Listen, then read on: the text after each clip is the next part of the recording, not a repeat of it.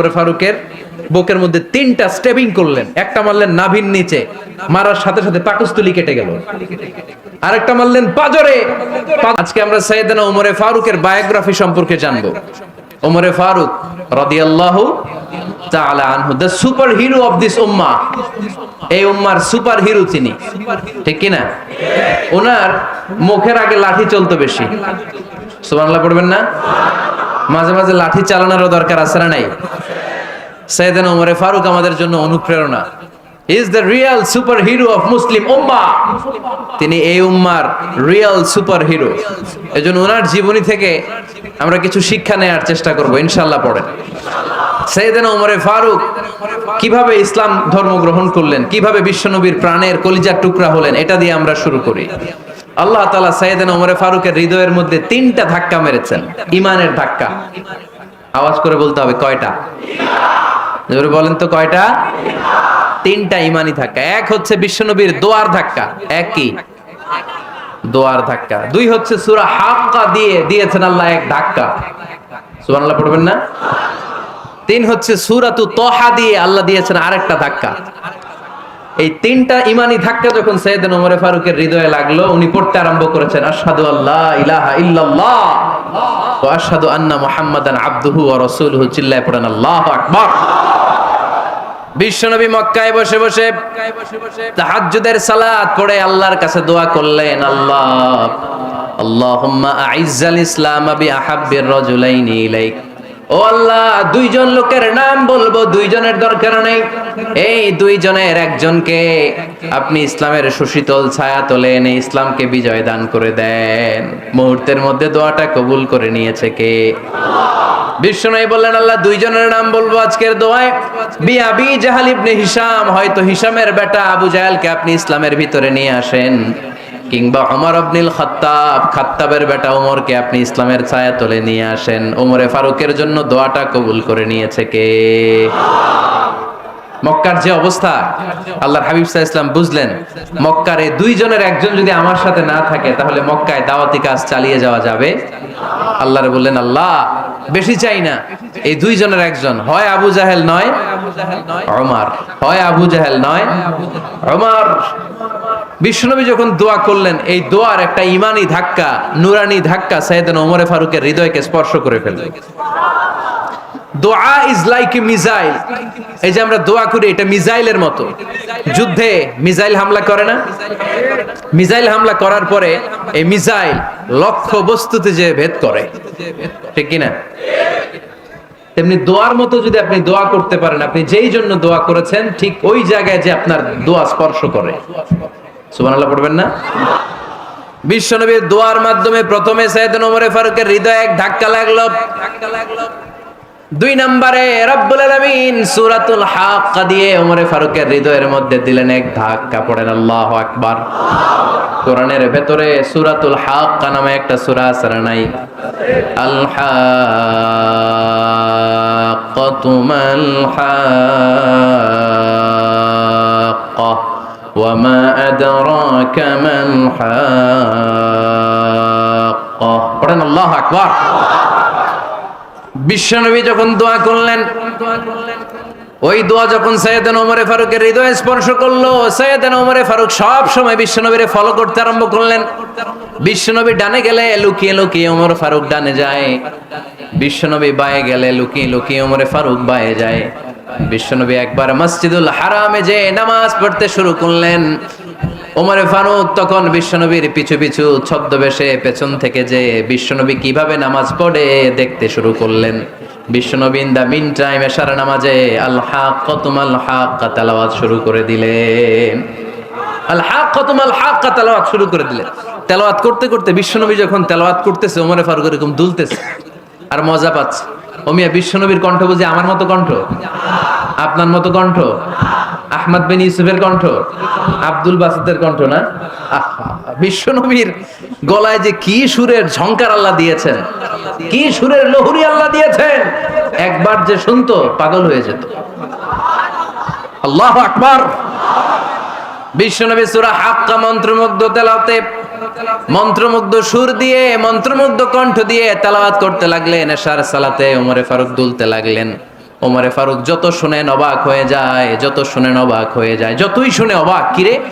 কারণ তিনি আরবি ভাষা বুঝতেন। এত সুন্দর শব্দের গাঁথনি, এত প্রাঞ্জল বর্ণনা, এত সুন্দর অন্তমিল, এটা কবিতা না হয়ে পারে না। উনি মনে মনে ভাবলেন এটা মনে হয় কবিতা, it might be poem, it could be poem. Muhammad মনে হয় কবি হয়ে গেছে, তার কাব্য প্রতিভা দিয়ে সে এটা বানিয়েছে। তা না হলে এত সুন্দর কথা, এটা কবিতা না হয়ে পারে। ইন দ্য মিন টাইম বিশ্বনবী কিন্তু দেখতেছে না যে পেছনে ওমর। বিশ্বনবী তেলাওয়াত করছিলেন, ইন দ্য মিন টাইম বিশ্বনবী পড়ছিলেন ওমা হুয়া বিকাউলি শাইরিন কলিলাম মা তুমিনুন। এই আয়াতের অর্থ হলো এটা কোনো কবির কথা নয়, খুব অল্প সংখ্যক লোকই তোমরা ঈমান আনো।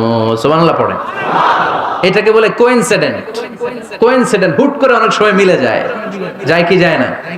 আপনি একজনের কথা ভাবতেছেন ভাবতেছেন, বাজারে গেলেন, বাজারে যেই দেখেন ওই লোকটা দাঁড়ায় আছে, এরকম হয় কি হয় না?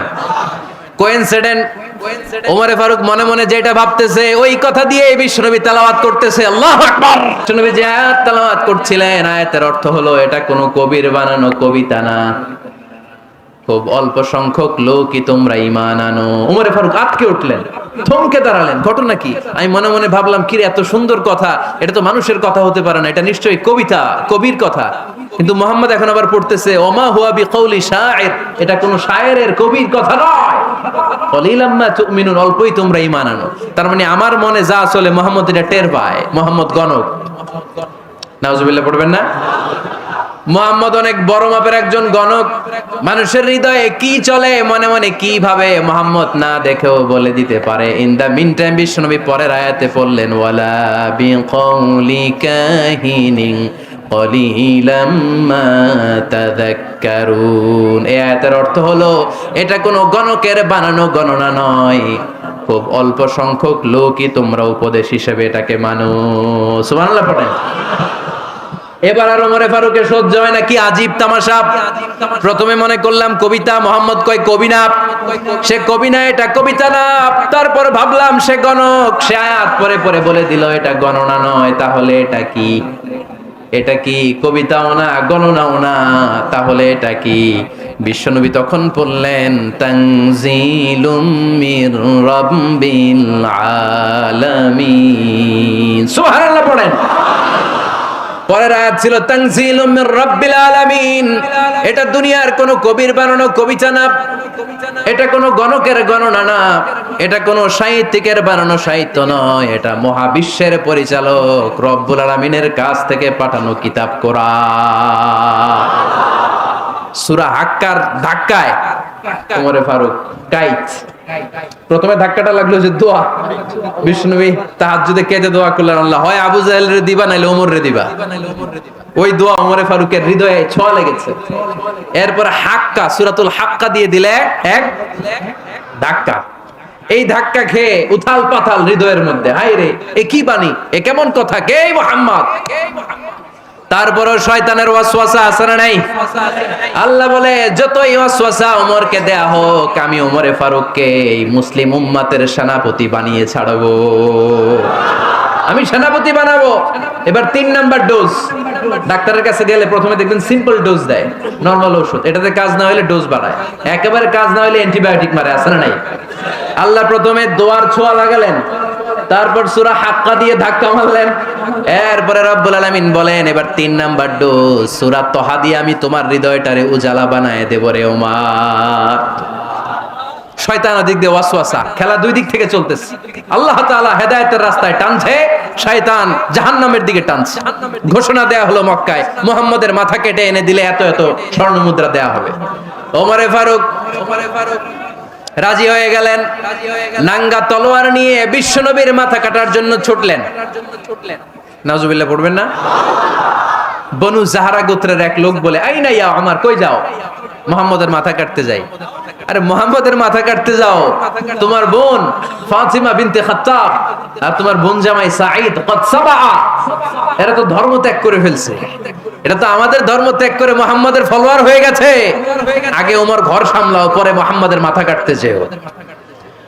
ওমরে ফারুক অবাক হয়ে গেলেন, তলোয়ার নিয়ে বিশ্বনবীর দিকে না যেয়ে নিজের বাড়ির দিকে চলে গেলেন।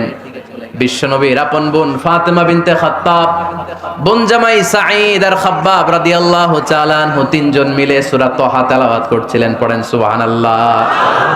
মক্কায় লুকিয়ে লুকিয়ে দাওয়াত হতো। খাব্বাব রাদিয়াল্লাহু তাআলা আনহু একটা চামড়ার ফলকের মধ্যে সূরা তাহার কয়েকটা আয়াত এনে ওমরে ফারুকের বোন আর বোন জামাইকে শিক্ষা দিচ্ছে, ট্রেনিং দিচ্ছে। সুবহানাল্লাহ পড়েন। লুকিয়ে লুকিয়ে ওমরে ফারুক যখন ঘরে চলে আসলেন, এরা তটস্থ হয়ে গেল। সাইয়েদনা খাব্বাব বিছানার তলায় লুকিয়ে গেলেন। ওমরে ফারুক বললেন, দরজা খোলো। ফাতেমা বিনতে খাত্তাব দরজা খোলার পরে নির্মম ভাবে সাইয়েদনা ওমর রাদিয়াল্লাহু তাআলা আনহু বোনের গায়ে আঘাত শুরু করে দিল। বোন জামাইকে আহত করতে শুরু করলো আর বলতে শুরু করলো, তোরা পাগল হলি কেন? কি আছে ওই মুহাম্মাদের মধ্যে? কি জাদু নিয়ে এসেছে? সে যাই বলে লোকজন পাগল হয়ে যায়, সবাই তার উপর কালিমা পড়ে ঈমান এনে ফেলে। কি এমন জিনিস তোদের কাছে আছে যেটা দেখে মুহাম্মদকে তোরা ভালোবাসলি? কি আছে? কি পড়তেছিলি আমারে দেখা। ফাতেমা বলে, ইন্নাকা রিজসুন লা ইয়ামাসসুহু ইল্লাল মুতাহহারুন। ও আমার ভাই ওমর, তুমি নাপাক। তুমি কি? লা ইয়ামাসসুহু ইল্লাল মুতাহহারুন। পবিত্রতা অর্জন না করে এই কোরআন ধরা যায় না। সুবহানাল্লাহ পড়েন। ওমরে ফারুক গোসল করে আসলেন, কারণ ধাক্কা তো আগে কয়েকটা খাইছে। কথা বুঝেন নাই বোধহয়। প্রথমে দোয়ার ধাক্কা, পরে কোন সূরা দিয়ে ধাক্কা? হাক্কা দিয়ে ধাক্কা। 3 নম্বরে এখন আরেকটা ধাক্কা খাবে। গোসল করে আসলেন। ফাতেমা বিনতে খাত্তাব বললেন, গোসল যখন করে এসেছেন, এই নেন। ওমরে ফারুক এবার চামড়ার কাপড়ের মধ্যে সূরা তাহার প্রথম আয়াতের দিকে নজর করলেন। নজর করেই কোরআনের প্রেমে পড়ে গেলেন। পড়েন সুবহানাল্লাহ। ওমর ফারুক পড়তে আরম্ভ করলেন, তাহা মা আনজালনা আলাইকাল কুরআনা লিতাশকা ইল্লা তাযকিরাতাল লিমান ইয়াখশা তানজিলাম মিম্মান খালাকাল আরদা ওয়াস সামাওয়াতিল উলা। সুবহানাল্লাহ পড়েন। উনি পড়তে আরম্ভ করলেন, তাহা মা আনজালনা আলাইকাল কুরআনা লিতাশকা। এই কোরআনকে আমি তোমাদের হতভাগ্য জাতি হিসেবে দুনিয়ায় থাকার জন্য পাঠাই নাই। এটা রব্বুল আলামিনের পক্ষ থেকে এসেছে।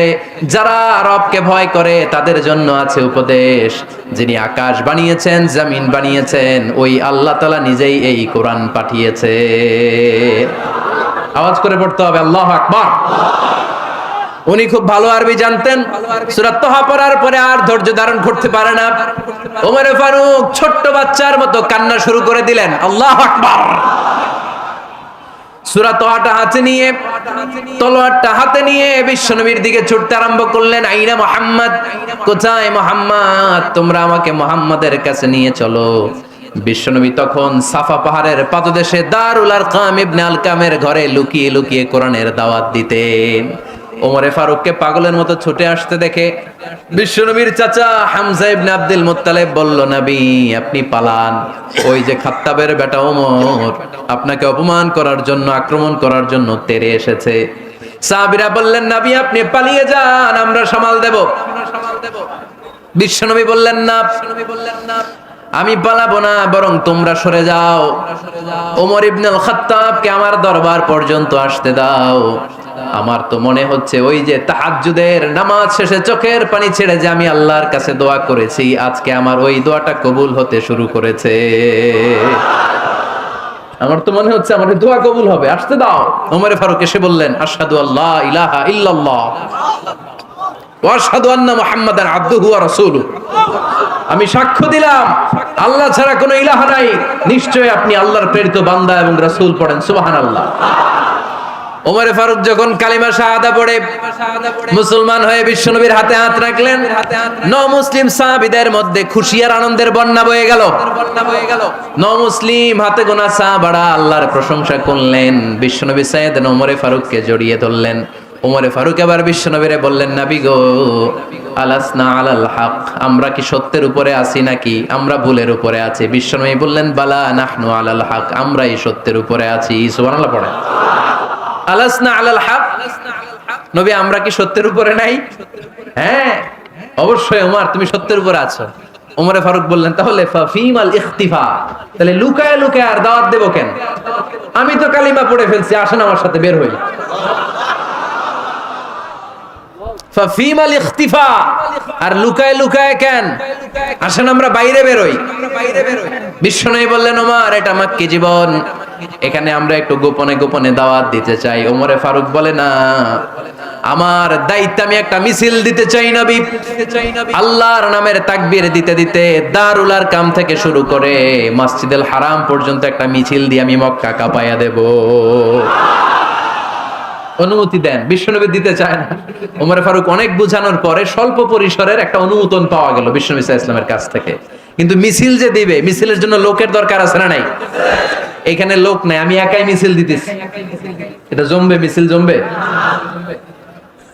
খুঁজে উনি 11 জন মুসলিম সাহাবা পেলেন। কয়জন? ওমরে ফারুক বললেন, 11 জনই সই। এই 11 জন নিয়েই আমি আল্লাহর নামের তাকবীর দিব। 2 লাইন করলেন। কয় লাইন? 2 লাইন। পেছনে 6 জন, আর এই লাইনের নেতা বানালেন বিশ্বনবীর চাচা হামজাকে রাদিয়াল্লাহু তাআলা আনহু। আর সামনে 5 জন, তার আগে দাঁড়ালেন উনি নিজেই। তাহলে 6 6 12।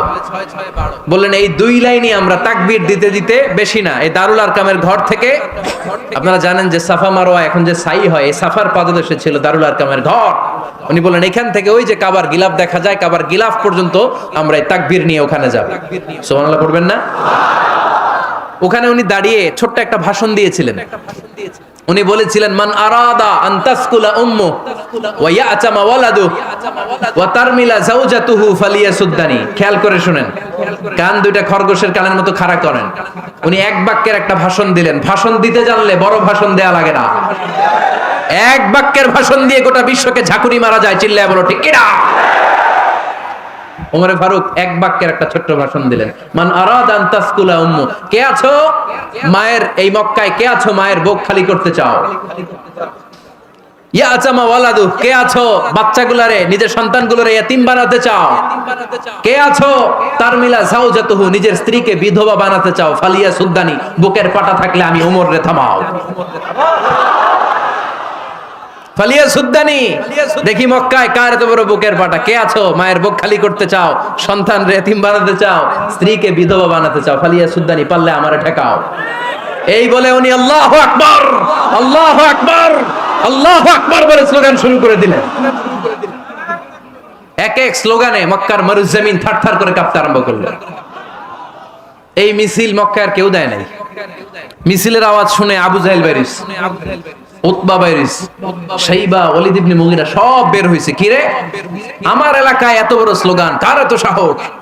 বের হয়ে দেখে মিছিলের সামনে ওমর। ওমর রে দেখে দিছে এক দৌড়। কারণ ওমরে ফারুককে থামানোর মতো বাপের বেটা মক্কায় দ্বিতীয়টা কেউ ছিল না। আওয়াজ করে বলেন ঠিক কিনা? ওমরে ফারুক আল্লাহু আকবার, আল্লাহু আকবার বলে স্লোগান দিতে দিতে মসজিদুল হারামের ভেতরে ঢুকে গেল। কাবার গিলাফ ধরার পরে সেদিন মিছিল থেমেছে। ওই আল্লাহর নামের স্লোগান সেদিন কেউ থামাতে পারে নাই, কিয়ামত পর্যন্ত কেউ থামাতে পারবে না। চিল্লায় বলো ঠিক কিনা?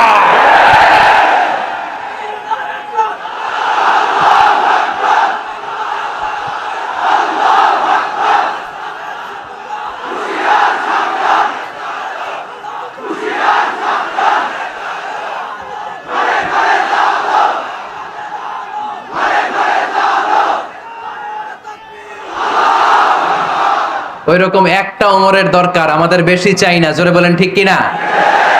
দাও খোদা দাও আমায় আবার ওমর দারাজ দিল, দাও খোদা দাও আমায় আবার ওমর দারাজ দিল, দাও আলীর মতো বীর সেনানি, আলীর মতো বীর সেনানি জাগাতে নিখিল, দাও খোদা দাও আমায় আবার ওমর দারাজ দিল। সুবহানাল্লাহ পড়েন। একটা ওমর লাগবে। চিল্লায় বলেন কয়টা? ওই ওমরের অপেক্ষায় বাংলাদেশ সহ গোটা মুসলিম উম্মাহ। ঠিক কি না? একটা ওমরই যথেষ্ট। আমাদের সেন্ট্রাল লিডারশিপ নাই তো, আমাদেরকে এদিকে লাথি মারলে আমরা ওইদিকে যাই, ওদিক থেকে গুতা মারলে আমরা এদিকে যাই। আমাদের রিপ্রেজেন্টেটিভ, আমাদের প্রতিনিধিত্ব করার মতো কোনো কেন্দ্রীয় লিডারশিপ নেতৃবৃন্দ গোটা বিশ্বে নাই, ঠিক কিনা? আমরা সেই ওমরে ফারুকের অপেক্ষায়, আমরা সেই ইমাম আল মাহাদির অপেক্ষায়। এই ওমরে ফারুক আমাদের মডেল, ঠিক কিনা? থার্ড ইন পজিশন, এই পুরো উম্মতের মধ্যে ওনার পজিশন নাম্বার 3। 1 নাম্বার পজিশন বিশ্বনবীর, কার? 2 নাম্বার পজিশন কার? আবু বকর। 3 নাম্বার পজিশন কার? ওমরে ফারুকের। বিশ্বনবী বলতেন লা নবিয়্যা বা'দি, লা নবিয়্যা বা'দি, আমার পরে কোনো নবী নাই। ওয়ালা রাসূলা, আমার পরে কোনো রাসূলও নাই। আমার নবীর পরে আর কোনো নবী আছে? আমার নবীর পরে আর কোনো রাসূল আছে? এই যে কাদিয়ানি যে একটা সম্প্রদায় আছে, এরা কি মুসলিম নাকি অমুসলিম? মুসলিম সম্প্রদায়ের সাথে এদের কোনো সম্পর্ক নাই, চিল্লা বলেন ঠিক কিনা? এরা যদি মুসলমান হতে চায়, আমার নবী দ্য লাস্ট মেসেঞ্জার বিশ্ব নবীকে খাতামুন নবী হিসেবে সংবাদ সম্মেলন করে গোটা বিশ্বকে জানাই দিতে হবে, তারপরে তাদেরকে আমরা মুসলিম হিসেবে স্বীকৃতি দিব, চিল্লা বলেন ঠিক কিনা? তা না হলে তারা কোন ধর্মের এটাকে জানাই দিতে হবে। No inferiority complex, no identity crisis. Identity ক্রাইসিসে থাকা যাবে না। আপনারা কোন ধর্মের এটা জানাই দেন। আপনারা বিশ্ব নবীরও শেষ নবী মানবেন না, আবার মুসলিম বলেও নিজেদেরকে ট্যাগ লাগাতে চাইবেন। সাধারণ মুসলমানরা এটা এই ধোঁকাবাজি মানে না, চিল্লায় বলেন ঠিক কিনা? আমার নবীর পরে কোনো নবী নাই, আমার রাসূলের পরে কোনো রাসূল নাই, ঠিক কিনা? আল্লাহর হাবিব বলতেন লাউ কানা বা'দি নাবিয়্যুন লাকানা উমর, তবে আমার পরে যদি নবী হওয়ার যোগ্যতা কারো থাকে, আমার ওমরের ওই যোগ্যতা আছে। সুবহানাল্লাহ পড়েন। প্রভু তুমি বলেছো রাসূল দেবে না, বলনি দেবে না ওমর, বলনি দেবে না হামজা তারি, খালিদ বিজয় সমর। প্রভু তুমি বলেছো রাসূল দেবে না, বলনি দেবে না ওমর, বলনি দেবে না হামজা তারি, খালিদ বিজয় সমর। প্রভু তুমি বলেছো রাসূল দেবে না। সুবহানাল্লাহ পড়েন। এজন্য আমরা একটা ওমর চাই। কয়টা? বেশি লাগবে? নেতার মতো নেতা কয়টা লাগে? জোরে বলেন কয়টা? Enough, that's enough. Omar Faruk our super hero. ওনার সাথে বিশ্বনবী সাল্লাল্লাহু আলাইহি ওয়াসাল্লামের মুসাহারার সম্পর্ক ছিল। ওমরে ফারুক যে বিশ্বনবীর শ্বশুর, এটা অনেকে জানেই না। ওমরে ফারুক রাদিয়াল্লাহু তাআলা আনহু বিশ্বনবীর শ্বশুর ছিলেন। এটা আজকে নতুন শুনছেন, কে কে হাত তোলেন? দেখছেন হুজুর? সঠিক বলছি না আমি? অনেকে আমরা জানি না। মাশাআল্লাহ, জানতে লজ্জা নাই, শিখতে লজ্জা নাই। লজ্জা হচ্ছে অজ্ঞতায় আর মূর্খতায়, ঠিক কি না? আমরা শিখতে রাজি আছি। যে কথা বলে আমরা তার ছাত্র। আমার আগে হুজুর কথা বলতেছিলেন, আমরা ছিলাম ছাত্র। এখন আমি কথা বলতেছি, এখন আমরা সবাই হয়ে গেছি ছাত্র, ঠিক কি না? যিনি বলেন তিনি শিক্ষক, বাকিরা আমরা ছাত্র, ঠিক কি না? 4 খলিফার 2 খলিফা, ইসলামের 4 খলিফার 2 খলিফা বিশ্বনবীর মেয়ের জামাই, আর বাকি 2 খলিফা বিশ্বনবীর শ্বশুর। সুবহানাল্লাহ পড়েন। সাইয়েদনা আলী রাদিয়াল্লাহু তাআলা আনহু, সাইয়েদনা উসমান যুন নূরাইন বিশ্বনবীর মেয়ের জামাই। উসমান রাদিয়াল্লাহু তাআলা আনহুর কাছে বিশ্বনবী 2 মেয়েকে বিয়ে দিয়েছিলেন। একজন মারা যাওয়ার পরে আরেকজন। বিশ্বনবী বলেছেন এরপরে আরেকটা থাকলে ওইটারও বিয়ে দিতাম। সুবহানাল্লাহ পড়বেন না? 2 জন ছিল মেয়ের জামাই আর 2 জন ছিল শ্বশুর। সাইয়েদনা আবু বকর শ্বশুর, বিশ্বনবীর স্ত্রী আম্মা জান আয়েশা রাদিয়াল্লাহু তাআলা আনহার বাবা। বিশ্বনবীর স্ত্রী আম্মা জান হাফসা রাদিয়াল্লাহু তাআলা আনহার বাবা ছিল সাইয়েদনা ওমর ফারুক। চিল্লায় পড়েন আল্লাহু আকবার। জানো তো না পজিশন না? সাইয়্যিদু কুহুলিল জান্নাহ, জান্নাতে যত নারীরা যাবে, নারীদের সর্দারিনী হবে সাইয়্যিদাতুনা ফাতেমা রাদিয়াল্লাহু তাআলা আনহা। এই ফরিদপুরের যত ইয়াং স্টারেরা তোমরা যারা জান্নাতে যাবে, তোমাদের লিডার হবে সাইয়েদনা হাসান আর হুসাইন রাদিয়াল্লাহু তাআলা আনহুমা। আর বয়স্ক মুরব্বীরা যারা জান্নাতে ঢুকবেন, আপনাদের লিডার হবে সাইয়েদনা আবু বকর আর সাইয়েদনা ওমর ফারুক রাদিয়াল্লাহু তাআলা আনহু। সুবহানাল্লাহ পড়তে পারলেন না? ওমর ফারুক এটা সাধারণ কোনো ক্যারেক্টারিস্টিক্স নয়। ওনাকে আল্লাহ তাআলা নলেজও দিয়েছেন, আবার দিনদারিও দিয়েছেন। আমার দিনী ভাইয়েরা খেয়াল রাখবেন, কোন আলেমের মধ্যে বা কোন নেতার মধ্যে যদি এই দুইটার সমন্বয় আপনি পান, যে তার জ্ঞানও আছে আবার দিনদারিও আছে, he belongs the knowledge and he belongs the তাকওয়া, সে গোটা বিশ্বকে জয় করে ফেলবে। ঠিক কিনা? যার মধ্যে জ্ঞান আছে, যার মধ্যে তাকওয়া আছে, তারে কেউ থামায় রাখতে পারে? ওমরে ফারুককে এই দুই নেয়ামত দিয়ে ধন্য করেছে কে? সহিহ বুখারীর বর্ণনা, বিশ্বনবী সাহাবীদের সামনে একটা স্বপ্নের কথা বলছেন। বিশ্বনবী বললেন, আমি স্বপ্নে দেখলাম আমার আঙ্গুলের ফাঁকা থেকে দুধ বের হচ্ছে, আমি তৃপ্তি সহকারে দুধ খেলাম। খাওয়ার পরে দেখলাম আঙ্গুলের মধ্যে একটু দুধ লেগে আছে। আমার আঙ্গুলে অতিরিক্ত লেগে থাকা দুধটা আমি ওমরে ফারুকের মুখের মধ্যে লাগিয়ে দিলাম।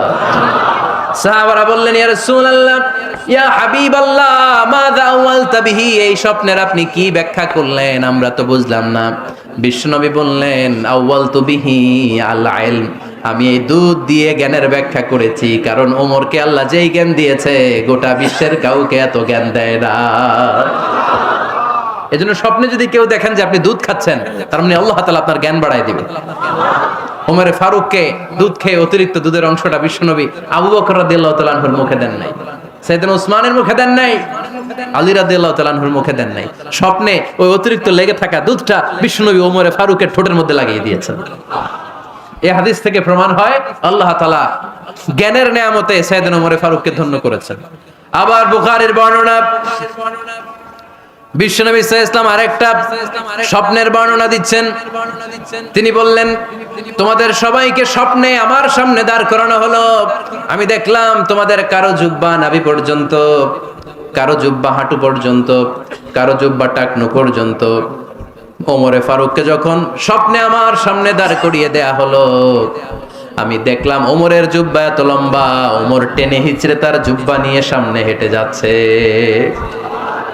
সাহাবারা বললেন, ফামাযা আওয়ালতা বিহি ইয়া রাসূলুল্লাহ, ও আল্লাহর রাসূল, এই স্বপ্ন দিয়ে আপনি কি বোঝাতে চাইলেন, আমরা কিছু বুঝলাম না।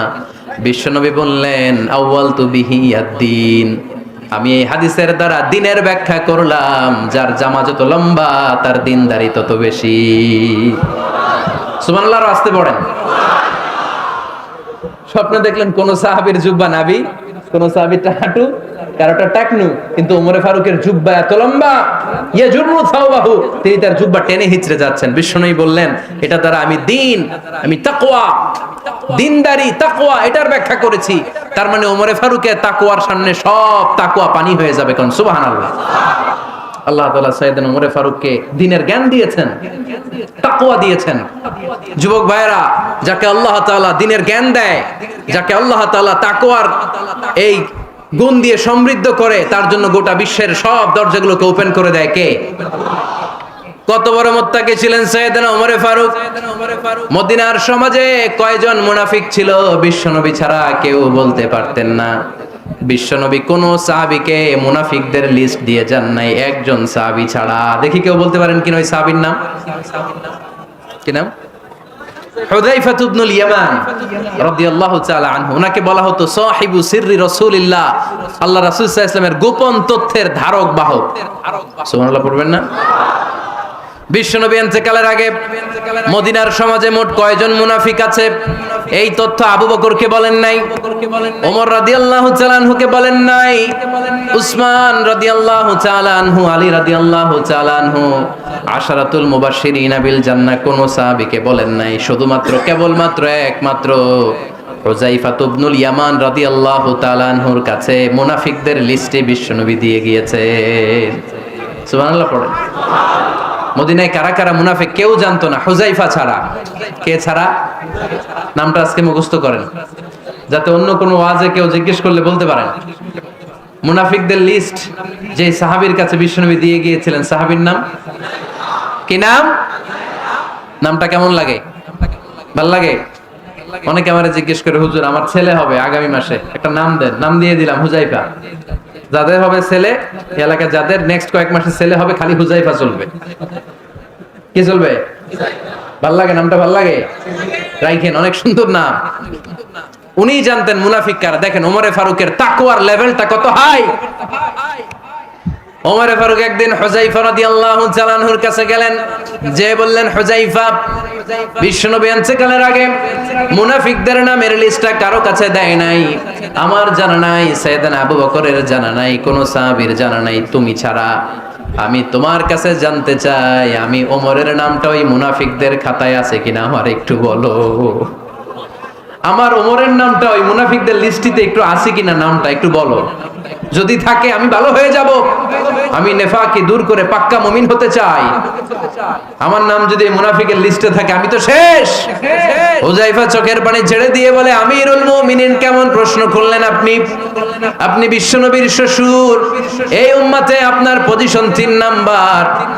আপনারে মুনাফিকরা ভয় পায়, শয়তান আপনারে ভয় পায়।